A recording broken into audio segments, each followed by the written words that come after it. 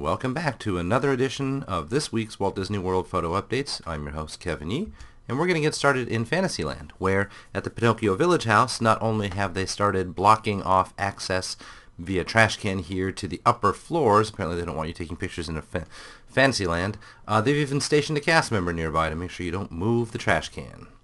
This is a peek over the wall into the Dumbo area, and this is the old Dumbo now relocated. So there's been some question in people's minds whether this is in fact new hardware, but if you look closely at it, it looks beat up enough that I think we can safely say that this is repainted old hardware.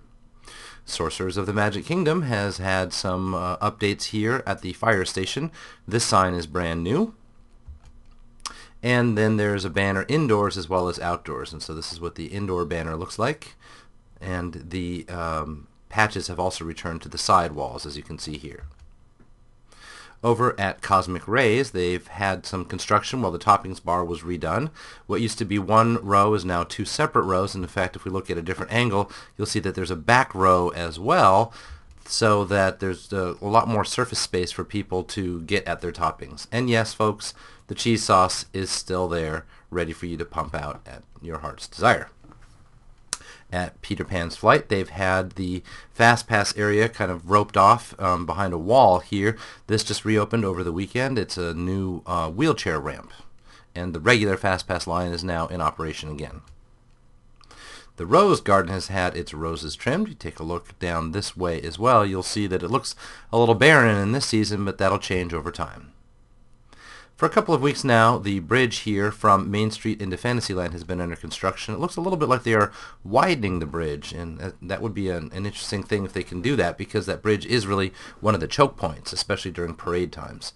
This used to have back walls. This is kind of a merchandise location that was only added about a year or two ago, and now those walls have been removed, presumably while they work on widening, but possibly forever if they keep it widened. And there's a view of it from the other side of the street. DVC construction outside of Grand Floridian. There's the wedding chapel.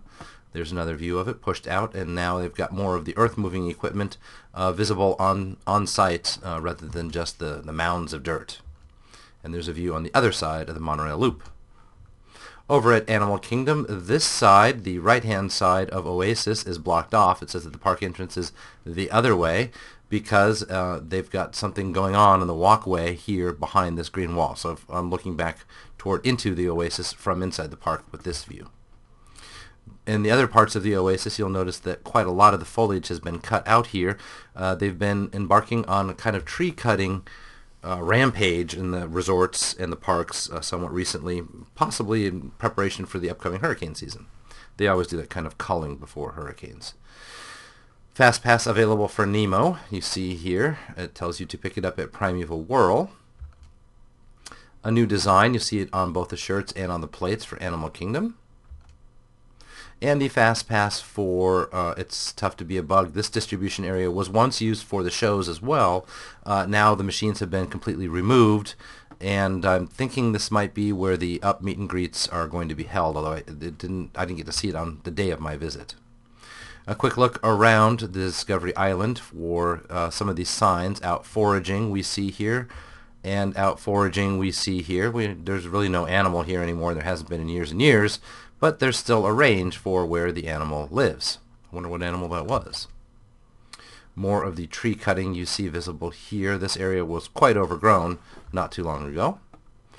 Now, the park has been staying open later in recent times, and so you're able to get nighttime pictures. And this struck me as new, this canopy over the wilderness kids exploring thing over in Camp Mini Mickey. But because it's nighttime now, you're able to see what the park looks like when it's illuminated only by its lighting rather than with the sunlight. And as you can see, they've got some pretty nifty effects. I really like the way these ladybugs glow. And you'll notice also that the ground is not completely covered with lights. And so as a result, you'll get something that feels a lot more like, in my opinion, old Disneyland. Probably not today's Disneyland because it's much more crowded than that.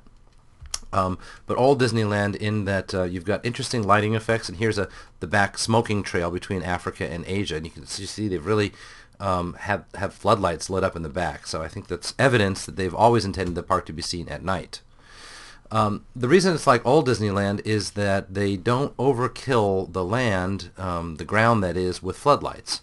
I think today's Disney company would probably go extra on the side of lighting things up so that for safety reasons. A view of Expedition Everest also lined up with its shrine right there. And we're going. These little lights are just after images from the main lights up above. Something wrong with my lens there. It is a little bit crowded in this corner of the park, a little bit more crowded than it was in Africa. And as you saw in Africa, the lines were not there because the attractions were closed. And so I don't know that I can really blame the park operations for doing that, since it's not really that busy this late at night. The one place that does kind of come alive and look the way you would expect it to is the carnival over in Dinorama, where missing lights, or lights being out, is actually kind of part of the theme, though I don't know that I want to credit them entirely with this being intentional in their case. So that brings us to the end of Dinorama. We're going to swing around one last time and have a look at the rest of Dinoland, where it's deserted as well. And again, the park is not very busy late at night, so I don't know that I blame the operators too much for keeping it closed most times of the year.